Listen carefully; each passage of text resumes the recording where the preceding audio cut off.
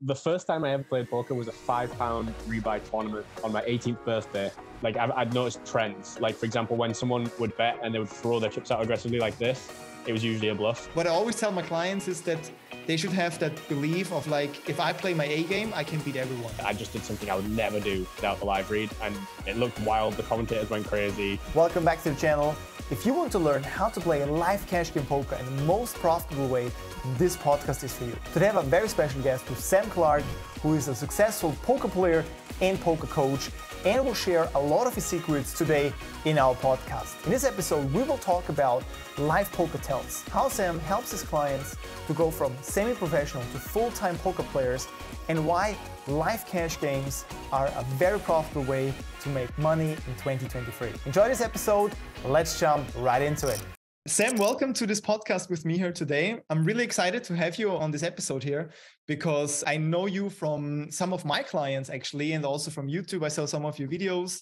You're traveling around the globe, basically playing cash games everywhere very successfully. And I think we will have a very interesting talk today. I think so, yeah. I think mindset is a very interesting topic, and it's very overlooked even by good players, I think. So that's kind of why when you reached out, I was like very excited to talk about it.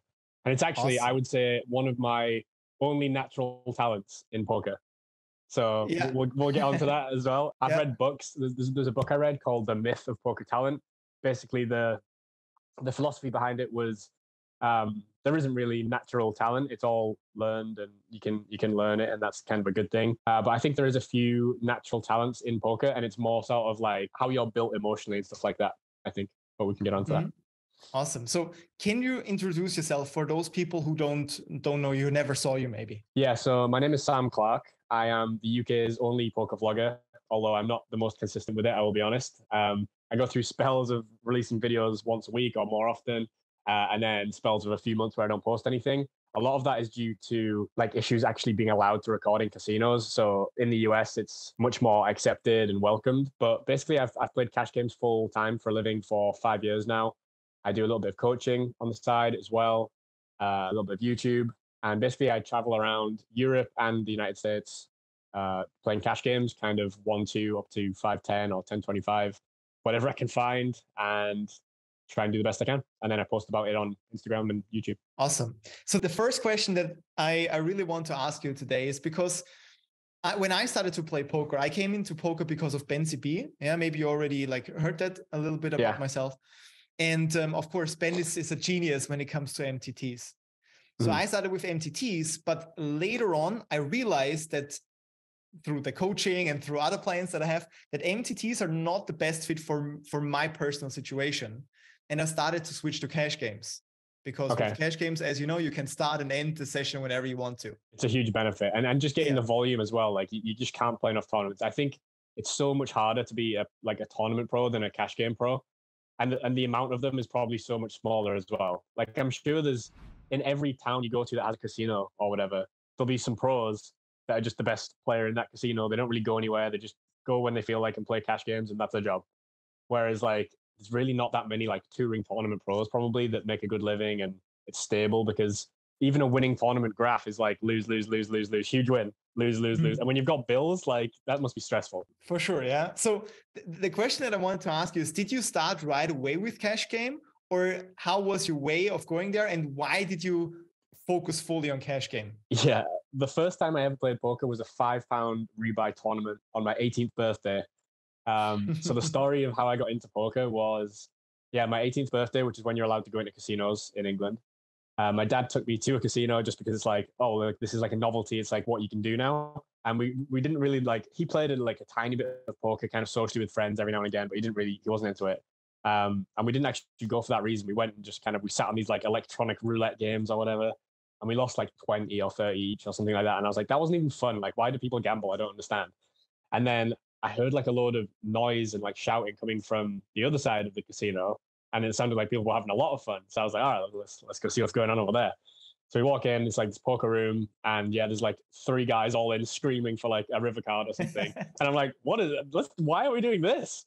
And then like the registration period was still open. So we jumped in for like £5. And I think I came like second or third, like my first ever try, like no idea what I was doing, completely just sun run. And then, yeah, I was like, I think I won like 200 or 300. My dad just like let me keep it, even though he bought me in. And this is when I was like broke college student or whatever. And I was kind of hooked from that. And then I actually ended up going back a few times, and I needed a job. And I saw that they were like advertising for dealers or whatever. I ended up being a poker dealer. And then sort of just from dealing and seeing lots of hands, and then like I noticed the trend of I was dealing like the 1-2 cash game. This is like 10 years ago. So games were pretty good back then as well. And I noticed the trend that there was all these kind of like rich seeming older guys in suits and stuff. They seemed to be losing all the time. And then there was this one young guy in a hoodie who seemed to just win every session. And I was like, oh, like, well, what's going on here? So I like, when he was cashing out one day and I was like finished with work, I went and talked to him and said like, you know, like, how are you doing this? He told me it's like, you know, it's a strategy game. You can get good at it. And that was like the first like light switch moment for me. Like, oh, this guy's actually doing this and making money, and it's like his job. And I was like, that's extremely cool. So that kind of planted the seed. I ended up getting another job for like 4 years or something, like a more professional, like office job kind of thing. And then the whole time I was working towards playing poker full time. Started grinding like 1-1 games in England. We have like very small. There was actually a 25-50p live game with disgusting rake, barely beatable, but I managed to beat it, move up to 1-1. And then, yeah, the rest is history. As soon as I was tracking my results, and as soon as my hourly got higher from playing poker than my hourly rate at work, I was like, right, done. I'm taking the risk. Nice. And I quit. I quit with a far too small bankroll as well. People always ask me like, when should I like quit my job or whatever? Like, how much of a bankroll do I need? And I was like, way more than I had. I got so lucky. I had £4,000 as my entire like life roll. Wow. And I think I paid 600 of that for like a deposit and my first month's rent. So I had like 3,400 or something. And then the first month I just ran very well. I played constantly. Like I woke up, I went and played poker, slept, repeat. And I made 6,000, and then I made like 10K. And then from there I was okay. Nice. But yeah, pretty fast. Yeah. I like it. Yeah, but like I could have just ran bad and lost the 3K and then start again. But yeah, as you said, the rest is history. And you got maybe a little bit lucky in the beginning, or it was skill already, and also I was definitely like a winning player, but like it's lucky that I did win the first month, because like if I just started on a downswing, then I was just, it's curtains. I was in trouble. True. Yeah, 100% true. So you talked a lot about live poker. Do you also play online? And if yes, which ratio would you say? Definitely yes. My relationship with online is interesting. Like when I was like just starting out, well, not just starting out, but like I was a winning player live. I thought that I could, I'll just jump online, play the same stakes, same result, except it's more convenient, right? But like if you play a 1-2 live game and then you play like a 1-2 or like 200 NL online, it's night and day different. Like you're gonna get smoked if you don't know what you're doing. And it's like, yeah, it's like six max, and there's these monsters from all over Europe that have just like studied the game so much, and they know six max strategy inside out, and they can find these little tiny leaks in your game and crush you for them. And yeah, it was a real wake up call where I was like, oh wow, I have like so much to learn still. So yeah, kind of started with that, and then I was like, I got humbled at like playing 200 NL, and I was like, okay, move down. I went down to like 10 NL or 25 NL or something like that, and just like played a lot of volume. And that was really helpful to get me like more rounded as a player. I would say like my live cash game strategy is I'm very aggressive, and I'll bluff a lot and stuff, because I think that's the weaknesses that opponents have. But then as soon as they show aggression back to me, I'm out, unless I'm like top 5 or 10% of my range. So that is very unbalanced and exploitable. You just raise me instead of calling me, and you beat me. So when I went online, I had to really start finding more balance and yeah, like being less exploitable, which was totally different to how I'd played before. So it was very useful for that reason. And nowadays I play online mostly just on like like kind of private games on Poker Bros and stuff like that, where it basically plays like a live game anyway, but it's convenient when I'm traveling around, if I haven't got a game that night, or I'm tired and I just want to like sit around and just play on my phone. That's kind of like why I play online now. Yeah, and you basically play most of your time live poker, right? Yeah, I would define myself as a live cash game pro.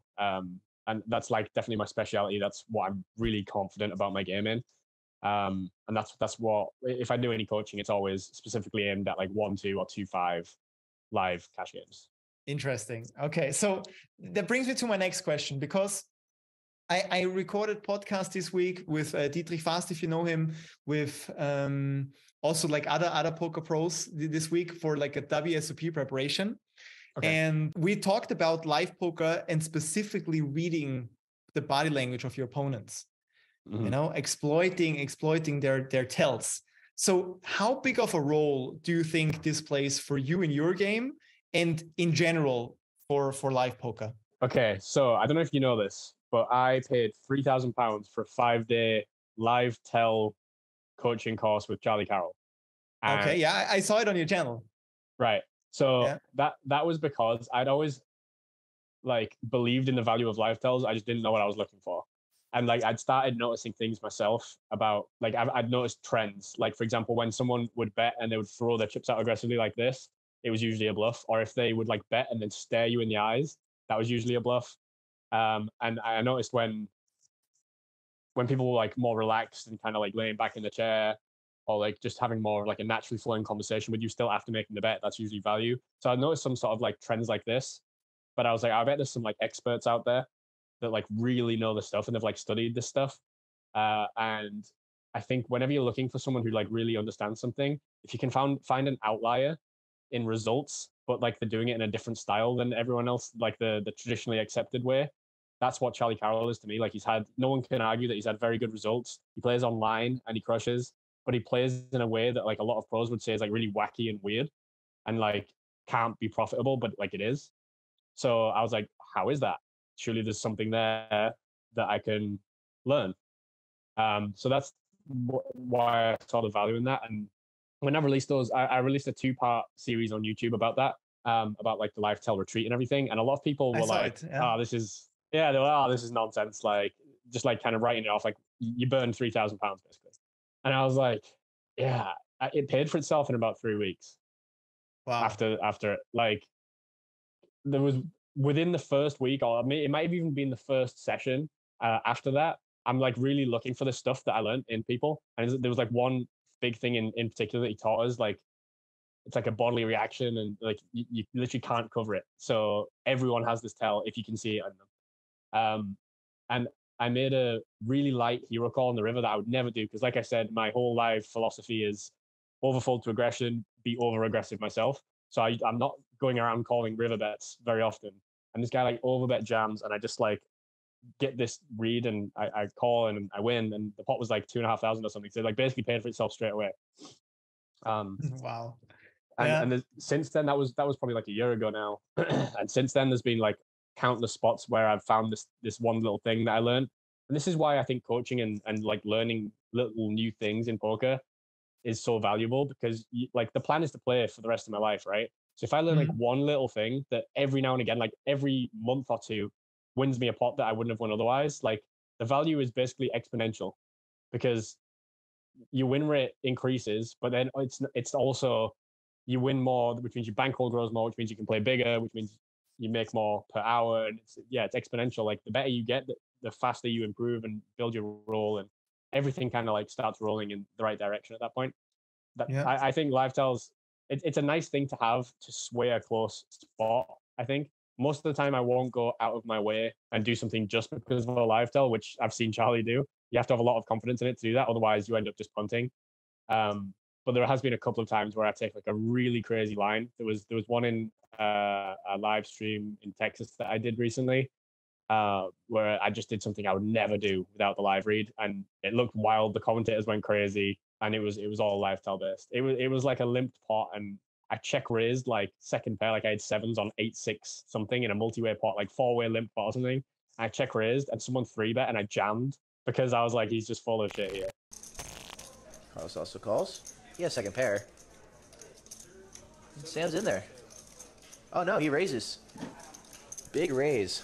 Big time by Mr. Sam Clark. raise. Huge raise. Sam Clark not playing around. On a gator watch, Jim says. And Jay, he's gonna call here. Oh no, he 3-bets. So he's not buying it. Great play here from Jay. God, we are seeing some huge plays here. What's Sam gonna do here? Because he does have a good hand. What Jay's representing, I guess, just sets here. Yeah, he's representing sets. I mean, Jay I guess he could pretty much have any set here. He could have deuces, could have eights, could have sixes.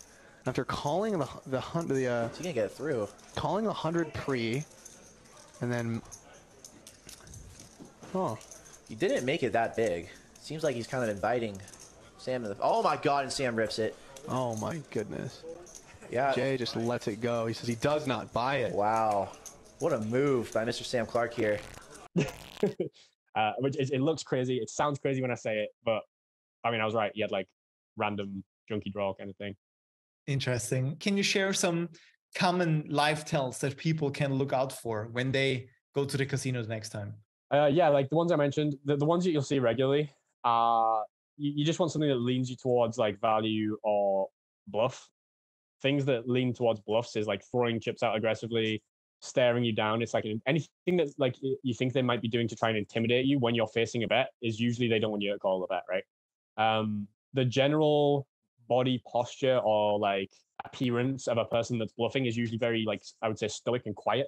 Like they'll just kind of like be staring at a point on the table, not saying anything, trying not to like move too much. Or the psychology behind that is they don't want to like provoke you into a call. I think it's like stay very still and just like look unintimidating and like kind of like they don't want you to, I don't know.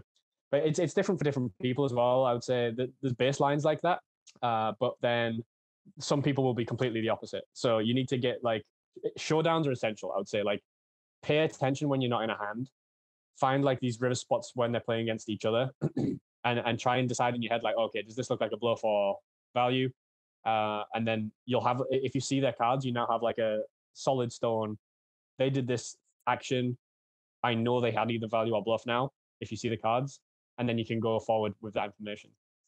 But it's, I'd say it's good to have like the ground rules, like the basics, and like an idea of what things mean for like population, and then just be willing to tweak that if, because some people are completely opposite. It's really weird. Interesting. What I do with my clients, I don't know if you know that I was a dating and relationship coach. Yeah, before becoming a mindset coach. And of course, as a dating coach, you also talk a lot about body language and psychology. And so I came with a lot of knowledge to the poker world, yeah, in that terms. And when I was doing research on the topic, I thought like, I see certain patterns. I see certain things that I see like on a date or something, yeah, or when I talk with couples, I see certain behaviors that I see on a poker table as well. There's certain things, certain similarities that I can also teach my clients. And it might sound for some people like, how is it related? Like someone on a date and someone on a poker table. I can believe that. Yeah, but you will be surprised how many things have similarities with poker. And one of the things that I see in my clients, because what I do when I work with them, I let them send certain streams or certain, you know, when they were just like, you know, certain things that I can see their body language when they play live poker. And these days, like a lot of things will be streamed on YouTube or Twitch or whatever. What I realized, or what I saw on some of my clients, is that some of their tells are extremely obvious, very obvious. I can give you an example. So one of my clients that I worked with, he was sending over a stream that he was in, and he was already on the final table and still made crucial mistakes. For example, when he had a strong hand, he had like a stack of chips, right? Like this. Right. Put them in gently or something. Yeah, and he's like, when he's a strong hand, he's like all in, yeah, like super fast, all in, bam. Sometimes he like, you know, pushes the chips on it, like all in, boom, yeah. And when he like had a weak hand or a bluff, he's like super slow. Yeah? Interesting. All in, right? That was a quite big tell because, of course, I could see the cards. So for me, it's always easier to say. Of course. That's interesting though. I wonder if he's doing that like subconsciously because that's the opposite way around to what I would expect. Okay. Right? Like what I've always seen and understood was like putting the chips in aggressively and stuff is more likely a bluff, and like quietly just kind of like putting them in there and like being more relaxed and stuff is usually more value. So I wonder if like subconsciously or even consciously he's worked out that that's what people do, and hopefully thinks that that's what other like decent players think, and then he's trying to like flip it. Yeah. I was asking him. I was asking him, and he said he wasn't even aware of it. Okay. It might have worked out well for him because it's like kind of the opposite of what most people do. So he might be like getting called more when he's got it and getting more stream more money. Yeah, I don't know. It's interesting. Yeah, I think that he just felt strong when he had a strong hand, actually. Yeah, he was so yeah, honest, he was just more confident. Yeah. So you see certain things like this. When you play live poker, you have the strategy edge, of course, very obvious, because a lot of times you play against weak people, or the rich guys, as you said in the beginning. Yeah. But on top of that, if you're also smart enough to understand certain body language tells, you will basically like crush the live poker scene. This is a hilarious thing as well. It's like in poker, there's some people you'll play against, and I think it's like, I know that I was saying about like natural talent. I would say like my poker game is like I'm like a 7 out of 10 at everything.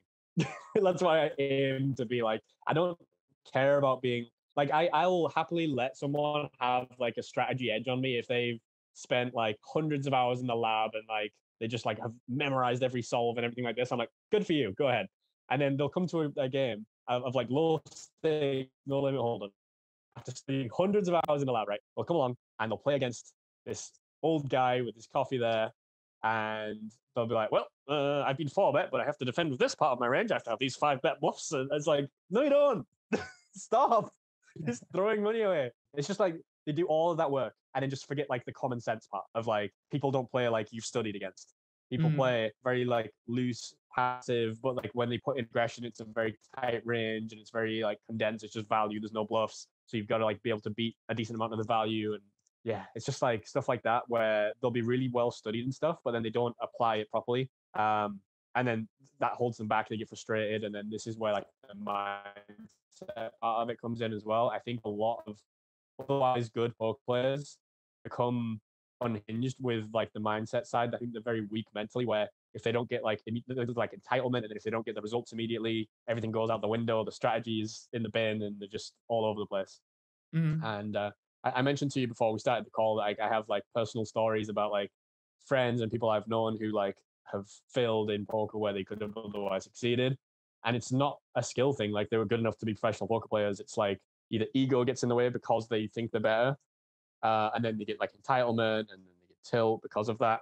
I can give a very vague story because it's like someone I know and stuff. But there was a guy I played with him a lot, and I respected his game, but he struggled to get out of like 1-1 because of my assessment of it is mental game leaks, being in a rush to win all the money like immediately, like you would, and then like ego of like wanting to be like seen as like the best player in the room and this kind of thing. You would always have to have the most money on the table, even though his bankroll management, it probably wasn't good to do that.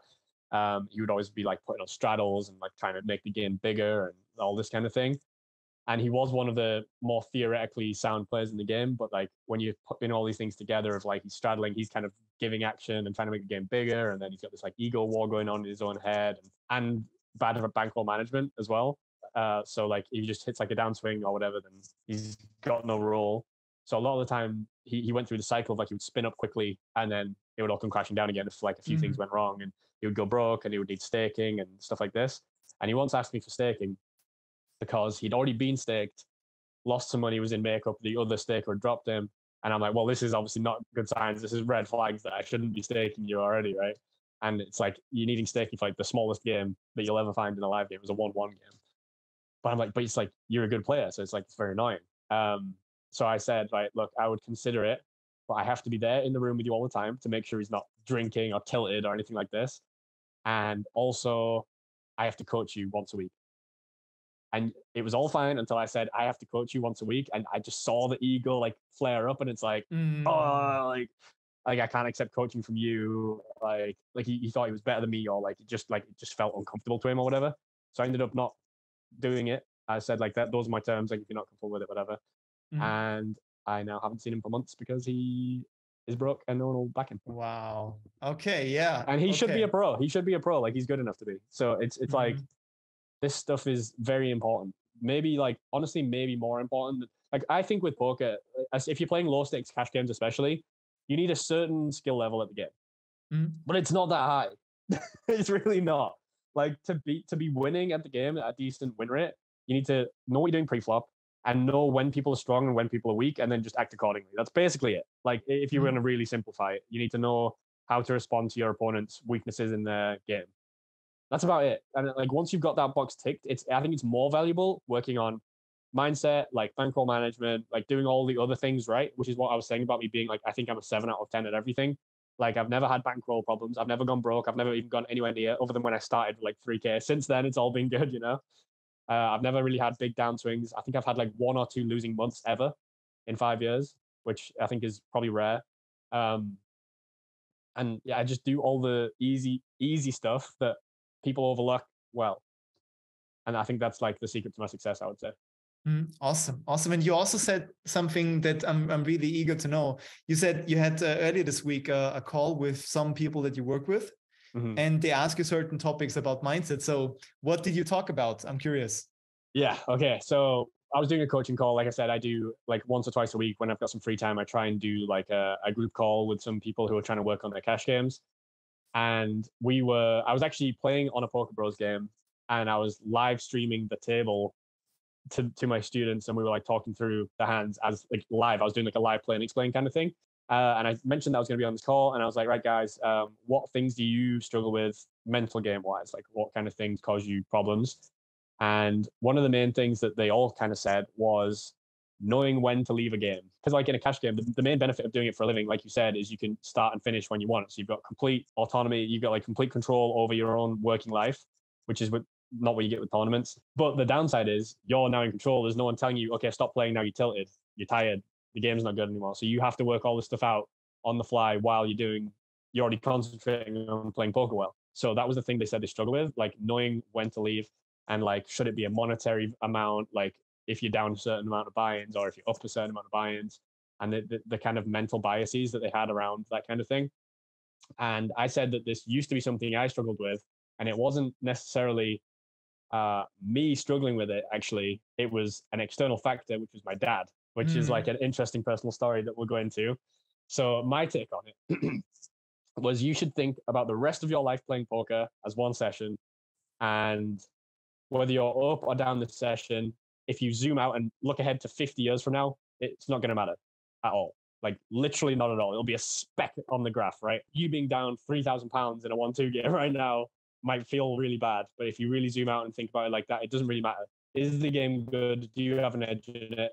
Are you tired? Are you playing well? If all the things point to you, like, keep playing, then keep playing. Be honest with yourself and like actually be self-aware. And are you actually playing well, or are you telling yourself you're playing well? Like that kind of thing. I would say for me personally, my answer is, if I have an edge in the game and I haven't got anything like else that I would like rather be doing for like life EB, or like I'm not tired or tilting or anything like that, then I'm playing. Like I'm already here. I've already got chips on the table. I'm already in a game that I presume I'm winning in. Why would I leave? So it doesn't really matter if I'm winning or losing like that for me. The issue I had with my dad, like I said, he kind of played poker a bit, which is sometimes for like close like friends and family and stuff, that's kind of sometimes more annoying than the people who just don't understand it at all, and they'll just take your word for things. So like at the point where I'd been playing professionally for like a year or two, I'd been playing semi-professionally for a year or two before that, and I've been a profitable player for probably like 3 or 4 years now, right? My dad, it's nice that he wanted to like be involved and like see how I'm doing and this kind of thing. So he would always message me when I was playing and be like, "Oh, how's it going?" And he would message me, I don't know, like halfway through my session. I'd be like, "Oh, I'm up 2,000. It's going well." And then 5 hours later, I would finish, and he'd be like, "Oh, how did you finish?" And I'd be like, "Oh, I won 1,200 or whatever." And he'd be like, "Oh, you should have left." And it's like, oh. Yeah, easier said than done, right? Oh yeah, if I just like telepathically knew the peak of every session, like magically, then sure, I would always leave at the exact peak. But like you don't know. And every hour I play poker, I am earning an hourly. My month might be I win 10,000 in the first 3 hours and then lose for the rest of the month. But I still made an hourly. Do you know what I mean? Like it can come in crazy ways. The thing that like people who don't play poker for a living, or for profit at least, don't seem to understand is like, you just got to think in the long run. Like the more hours I play, the more I'm going to win. Yes, that session might have been better if I left earlier, but then I might have, like when I start my next session, that 800 downswing happens or whatever, right? And it's trying to make people understand that, I think, is very difficult. And I always had this like war with him. Like he actually said at one point, if you just like focus on playing poker and you let me manage when you start and finish, you'll make more money. And I was like, no, no, I don't think because so. every time I'm up, you'll tell me to leave, and I'll probably be in a really good game that I'm printing like 100 an hour in, and now I leave. And then like when I'm losing, I keep playing because I need to win the money back. It's just so like, It's just like, that's not how it works. That's not how you need to be thinking about it. It's not like a productive way to go about things. And then it causes like friction with like loved ones as well, which is dumb. Like there's no point. So at some point I just started like tuning that out. I mean, what's your take on like when should you leave a session? When should you, and what do you think about like family involvement and stuff like that as well? I can tell you from my experience, having family members involved into any kind of poker thing, like basically letting them make any kind of decisions, is usually not the smartest way. Because I can also tell you some stories from my experience. I had clients who shared with their parents like everything. Like, today I play a session, so for that amount of time, this is either I lost or I won that amount. And sometimes when they're in a downswing, maybe they can handle it from a mindset perspective, but their parents can't. And then they said, session again, I lost 3,000 again. Yeah. And then you see like the mother is shaking and starting to cry or whatever. Yeah. And if you see your mother crying every day, exactly. Yeah. If you see your mother crying every day, you like, this will affect you at some point. Yeah. So I said to them, stop talking to them. Yeah. Like you can tell them maybe once a month. That's tough, but it's probably, yeah. That's actually that was kind of like the solution I tried sort of like subtly implementing with my dad, where he'd be like, oh, like, how's the session going? And I would just be like, doing well. Yeah. And I just wouldn't say anything. Like, and then I would say like, ask me after a week how the week went, or ask me after a month how the month went. And I'm fine telling you those results because that's more zoomed out now, and it's more likely like every month. Like I said, I've had like 2 losing months or something. So like every month I pretty much win, and it's like, okay, there you go. But like it's also like, it's kind of nice that he wants to know how it's going, stuff like that as well. It's kind of like I think the most important thing for our parents is that, first of all, we like what we do, we enjoy it, and that we still make money with it. Yeah, I think that is the most important thing. Like, for example, if you ask my grandmother, she's like, I don't know if she knows exactly what I'm doing, you know, I'm working with poker players from all over the world on their mindset, you know, like online. Yeah. So like, I don't know if my grandmother really understands that, but she knows that I'm super happy and I really enjoy what I'm doing. So she's happy for me. And if she's like, how is it going? I'm like, good. Yeah. Like that's all she needs to know. Exactly. Yeah. That's like my mum's thoughts on it. Like she doesn't know. It's easier and it's nicer than when it's just like, she doesn't care. It's just like, she doesn't understand it anyway. So it's just like, is it going well? Yes. Cool. You know, like, exactly. Whereas because my dad knows like a little tiny bit about poker, he tries to like, like kind of like intervene a little bit or like micromanage, like, like he's trying to help me. It's like a nice thing, but it's like, just trust me that I know what I'm doing. Like I know more about it than you. And like we would get in these like long debates, but like when I was trying to explain like variance and like all like the swings of it and all this kind of thing to him, and I was like, oh, what am I doing? Like I'm just wasting my time and energy here. Like, exactly. But then you don't want to be rude. You don't want to be rude either. But it's like, just like trust me, I've got it. You know, relax. And it comes, like I say, it comes from a good place of me wanting to do well. And like you were saying, it's like they want to know that you're winning, but like because my dad knows like a tiny bit about poker, it's like he thinks like, Hannah, like he can help me win. Though. Yeah, he's like trying to leak bust me, but like with like no understanding of like the hands or anything like that. So to come back to your original question, I tell you my thoughts on like when to stop, because a lot of cash game players that I work with also ask me a similar question. And you can definitely have a monetary stop, but I'm not a big fan of it because it's very simple to say, like, for just as an example, let's say 250 big blinds is basically your stop loss. And then you have 250 big blinds that you lost. And then you're like,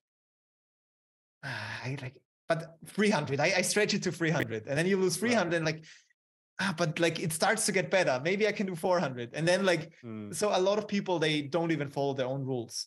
So I like to have a little bit of a different approach that I tell my clients is that first step is always awareness. To solve any problem in mindset, you need to be aware. I don't know if you know, but if you go to rehab, for example, let's say you know someone who is addicted to alcohol and he drinks every day. The first step that they do with him in a rehab is to teach them that he is addicted. Because a lot of people that drink alcohol... make them actually accept it mentally, Exactly. A lot of people that drink alcohol, they're like, but why? It's normal. All my friends drink too every day. Yeah. So, you know, why is that odd? Yeah? So basically they make them realize that drinking every day is not normal. You are addicted, most likely. Yeah. And this is the first step, that you're aware of like, how good do you perform? This is the key. So you should definitely know, how do I feel when I'm on a table and I'm really playing perfect game? yeah, my A game. I know, as you said, yeah, you focus on the other hands, you watch the body language of people, you exploit them, you really in the hand, you think clearly, you have a clear path of making decisions and stuff like that. You're fully focused. You should know when you have your A game. So if you know your A game, you know if you like subtract like 10, 20% where your B game is, where your C game is, and so on and so forth. And the second step is, I call this awareness card. So for example, what is your favorite poker card? Like Queen of Spades or something. Okay. So for example, every time you see the Queen of Spades, either in your own hand or on the board or in a showdown, this is when you have that little second or 5 seconds of checking in with yourself and asking yourself. You can have certain KPIs, but for example, okay, which game do I play? Do I play my A game or B game or C game? Am I still profitable? Can I still focus? Do I still want to be in that game? You have certain KPIs that you can follow. I tell my client certain KPIs that they always has to ask themselves. Yeah. But I'm sure you know when you play your A game and what you need to really play your A game. And if you ask yourself that questions and you say like, oh, everything is fine, I'm playing my B game, but I'm on a good table, I'm still profitable, continue. But as soon as you see your favorite card and you say like, I don't want to really be here, I'm not focused, I drifting off mentally, you know, I'm thinking about being on the beach or whatever, then you're like, okay, it's time to go. Yeah, that makes sense. Yeah, I like that. What I always tell my clients is that they should have that belief of like, if I play my A game, I can beat everyone. This is what I want my clients to think every session. Also just be overqualified. So like when I'm in England now, I still play that same 1-1 game that I started at 5 years ago. But like at the time, if I wasn't on my A game, maybe I wasn't winning or I was like not at like a big win rate back then. But now I feel like my C game, I'm just kind of paying attention. I know roughly what player profiles they are. And like, I just have these like default exploits in my mind now. Like, okay, if someone check raises turn, I just fold everything that's not 2 pair plus. Do you know what I mean? Like stuff like that. So like, yeah, I can just kind of like autopilot and I feel like I'll still be winning. But when the game gets good, it's like, I feel like I can turn it on and off a little bit as well. Like if I just need to get volume in and like I can be doing something else on my phone, like editing a video, for example, and I'm just kind of loosely paying attention to the dynamics of the table. And then if the game suddenly gets really good and it gets big, I can be like, okay, A game needed now. Switch on, like turn off the phone, put it away, pay attention. I like it. Some people, they can really do that. Yeah. It's not a lot of people, not everyone who thinks he can do that, but some people, they can really do it. And that is, that can be very, very powerful. I would say that most of the things you need to know to be able to win at poker is learned. It's not like I don't think anyone's just naturally like knows when to find the river check raise bluff or whatever like that. Obviously, like you learn things and it's all about like hand reading and stuff like that. I think the natural talents you can have in this game are like things about you as a person that benefit gambling for a living. So like I've never been scared of risk, basically. I would say like I'm always, if I think something is a good idea, but like the negative outcome of that idea could be like very bad, I'm still like willing to do it if I think it's like overall a positive thing. And also just like emotional stability in like sad situations and like really happy situations. I would say I'm closer to my baseline than the average person. So like I don't have big emotional swings. I think I'm just quite stable across the board. Like I remember my mum being like, I had this dog when I was a kid, and I probably had it from when I was like 7 until I was like 16 or something like that. She got cancer and died. And it was while I was at school that like I went to school, which was fine. And then I came back from school and my mum was like crying a mess. The dog wasn't there. I was like, what's going on? She's like, oh, the dog died. And it was like, obviously like a complete shock. And I just had nothing. Like I was sad, but like outwardly it's just like nothing at all. And she's like, is my son a psychopath? Like, why is he not like sad or crying? This dog that he loved died. And I don't have any explanation for that. Like I was sad, but like I can't continue with my day. And like I feel like I feel the emotions, but I can still act how I know is like the correct way to act. So in a poker game, I think that's very good. Like I can take really bad coolers or bad beats, or like someone gets really lucky on me. Someone's being like deliberately tilting, like trying to annoy me or like saying things to try and trigger me. And I just like brushes off. Like it doesn't really annoy me. So I think that's really good for poker. That's my natural talent in poker is I'm very stable. I don't get too carried away and like too happy when I'm on an upswing. I don't start like overestimating my own talent or anything like that. I'm just on an upswing. And then when I'm on a downswing, it's the same thing the other way around. I don't be like, oh, like I'm trash. I need to get better at the game. And I'm just like, no, this is downswing. So I just like, I think I see everything very realistically. Like I'm a realist, not a pessimist, not an optimist. I'm just kind of like see it as it is, act accordingly, regardless of feelings. And like I think I can do that in a hand as well. So like yeah, I don't get like emotional in a hand like, oh, this guy keeps trying to bluff me. Like I hear that a lot in hand histories, like, oh, this guy's been like bluffing me quite a lot recently. So like I have to call here. It's like, no, like what's your hand properties and values? Like what's the actual table dynamic, stuff like that. So yeah, I think being objective, self-aware, and like emotional control is all like very important natural talents in poker. But you can probably work on those as well, to be fair. Yeah, but it's always nice to have a natural talent in this, right? And like I never realized this was like a talent that could help me in life, or like even a talent. It's just like that's just how I am. It's just how I've always been. Yeah, and it turns out that it lends itself well to playing poker for a living. Mm-hmm. And like it is brutal. The reality of doing it, like it seems really fun, and it truly is. Like I feel very, very lucky to be a professional poker player because I've experienced like the norm of society. Like I had like a 9-to-5 job in an office, and I was miserable for years. And I just felt so out of place, and like, I was like, I don't belong here, like just unhappy and just like feeling like unfulfilled, and just like I don't know how else to explain it. Just like this wasn't my environment at all. And as soon as I started my first day, like playing poker full time, it was just like this like sigh of relief. Like, oh yes, this is right. You know, like I'm in control of my own. I went from one of the laziest people to like one of the hardest working people overnight. And the difference was when I had a full-time job with a salary, I could be the least productive or the most productive person in the entire office, and I'd get paid the exact same. Whereas as soon as I've worked for myself playing poker, if I work more hours, I make more money. If I get better at the game, I make more money. So, and like I'm greedy, I want the money. So like, what do I do to get more of it? If I'm going to be spending my time doing something and I can make money from it, why not make the absolute most I can?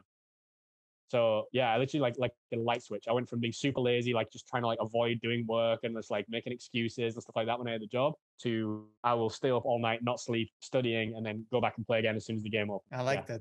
It's super inspiring. And I've been there too, and I know exactly where you're coming from. And I'm sure that people who watch this have similar experience, or at least can imagine that they will have a similar experience when they go through the same progress that you went through. Before I let you go, I would like to talk about your coaching a little bit. So obviously you mentioned it, you coach people. Can you tell me a little bit about it, or the people that watch this episode, and also how they can reach out to you? Yeah. So I would say if you're looking to like really know the game inside out and like be an absolute sicko crusher, I'm not the guy. I'm the guy that can teach basically anyone to be a professional poker player and like the actual realities of what it is and how to do it. Because like there's no real reason other than, like I said, about like the emotional stability, that I should be able to do it and other people shouldn't. Like I don't have a higher IQ than anyone. Like I'm not crazy talented in any way like that. I just learned it, and I have a very realistic approach to things. And that's how I kind of went about learning the game of poker. I just sometimes you stumble, like I stumbled onto it and it just felt right. It clicked. And yeah, suddenly like you feel loads of passion towards it. So my coaching is very realistically based. It's focused on live low stakes cash games, which I think is the easiest way to make a living from poker in 2023 and onwards. I can't see that changing. Live cash games are the softest games. Like people just come in to blow off steam after work, and they don't really care what they're doing.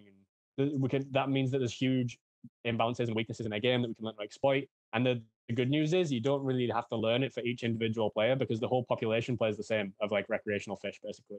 So you just learn to crush those players, and that's where all your win rate comes from. And then like the soft skills of like being a pro as well, which is like good table image, getting into private games. You can be a winning player, but you have to offer something back in return, whether that's good conversation or like you can connect people of like that are valuable to each other, or whatever. Like you bring cookies to the game. Like there's always something you can add of value to a game, right? Yeah. And often the highest hourlies are going to be found in these private games. And so like the logistics of being a pro as well, like, okay, like in your area, what have you got around? Okay, if there's nothing good where you can make whatever target hourly you want an hour, we need to move somewhere else. Like stuff like that. The actual nuts and bolts of like literally how to be a professional poker player. So that's kind of what we focus on. The way it's ran is through a Discord, and whenever there's 2 or 3 people available and I have some time, we'll jump on a call. and I'll do kind of like a lecture style with some strategy. Maybe I'll like watch like a live stream I've played on and do like an explanation of my thought process, and then usually I get the students to do a couple of their hand histories, and everyone in the group on the call gives some feedback, and then we close out with my thoughts on everything. That's kind of what I do. I absolutely love what you do, because I think that is very rare. I don't know if there's anyone else who does it exactly like you just explained it. Yeah. And the reason why I love it even more is because I always say that you make the most amount of money in live poker by exploiting people. Right. Yeah. 100%. So I'm one of the least GTO pros you'll find. Like, I understand it to an extent. I think you have to. You need to know what the baseline is so that you can spot when someone veers off from it and then you go the other way. But like, you just need a rough idea. You don't need to. I think people get too obsessed and like in the weeds with it. And then, like I was saying before, about how they'll be so like in the head about the strategy, and like, like this hand needs to be a bluff, or like this hand needs to be a like a bluff catch or whatever, because of like the combination. Like, I've got the queen of spades or whatever, right? Whereas it's like, this guy hasn't bluffed in 30 years. He has not done one. He would be offended. He doesn't even know how to do it. If you said, "Are you bluffing?" He'd be offended. He'd be like, "No, I don't bluff. What do you think this is? You think I'm trying to steal from you? We're friends." Yeah. This is like, you just miss like glaringly obvious information when you like get too into it, I think. So yeah, I try and like, what's the most important information? I think a lot of people's thought processes get bogged down, and like they're thinking about the wrong things, and it's like the pressure of the moment. Like, you've got 8 people staring at you, waiting, like wanting to hurry up. The dealer's like tapping the table, like, "Come on, it's on you." And it's like, I know, like, I'm thinking, like, a lot of the time you just get this like brain fog. So I have like a very concise and like to the point thought process. It's like, what's the opponent's range? What's my hand? What are we going to do? That's pretty much it in every decision point. Yeah, I just try and make things simple. I'm all for like simplifying things, and just trying to make things easy to remember, and making everything as easy as possible for myself in game. And that's what I try and teach people as well. And like the greatest, like coaching is just a side thing for me. I enjoy it, and like I really enjoy helping people. My main thing is I'm still a current cash game pro, and I plan to be for the next 30, 40 years until I retire, if I ever do. Like, I might just, I love the game a lot, so I just genuinely might not. But I would say, if I wish I had me now 10 years ago, like when I first started like getting a passion and interest in the game, if I had me now, I'd have been a pro in 6 months. Whereas in reality, it took 4 or 5 years. I was working a full-time job that I didn't like, and it just wasted so much time. And literally, I remember I was in my full-time job. I would sit there, I said I was lazy and like looking for excuses and stuff. I would sit there with like my emails open on the big screen that everyone can see. And then on my little screen down here, I would have like poker. I'd be like reading a poker book. Like, because I was just so into it. And then I would like go to work, finish work at like 5 p.m., go to the casino, play till like midnight, go to the gym, sleep, repeat. And I did that for like 4 years. And like, that's what it took to get me to where I was when I could then quit my job and play full time. I think you could cut out a lot of that by just having someone to just like cut out all the noise, say, this is the important stuff to know. We can work on the nice, fancy, nice to have things later, but here's how you win now. And like, just cut out all the crap. And yeah, it's so much easier just paying someone to do that than working out all the hard and long and slow way yourself. 100%. And like picking up bad habits and stuff like that as well. Like on the GTO to like exploitative argument as well, to give you an idea, when I'd not studied at all and I was just like working out the game for myself, I'd read like maybe a couple of books and things like that. Hadn't studied at all. I was winning, I think like £15 an hour. And I was like, I need to make it a little bit more an hour so I can quit my job. And then I got an upswing course, which is very like, it's Doug Polk's thing. It's very like GTO based. And I started losing because I was like, oh, minimum defense frequency. I'm going to go. It's part of my range here. And I just started like paying off nits all the time and stuff. Like, it's just live low stakes is like a totally different breed of poker where it's not really like poker. You just have to play really exploitative. And I find that fun, luckily.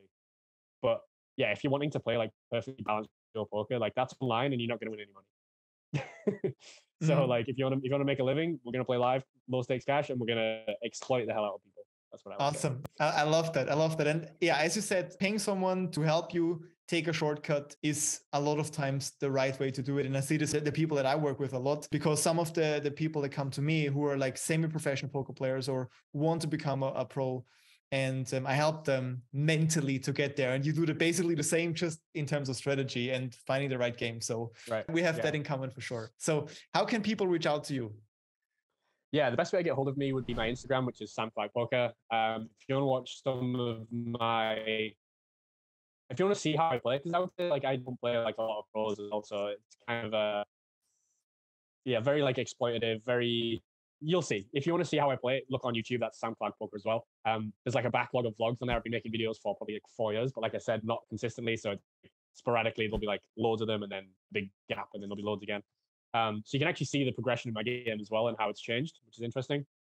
That's the two places to find me, I would say. Thanks for having me on, Karim. It's been fun. Perfect. Yeah, it was a pleasure talking to you. Anything you want to share before I let you go? That's it. I just love talking poker. Anytime you need a guest, me too. You hit me up, let me know. Awesome. Thank you for being here.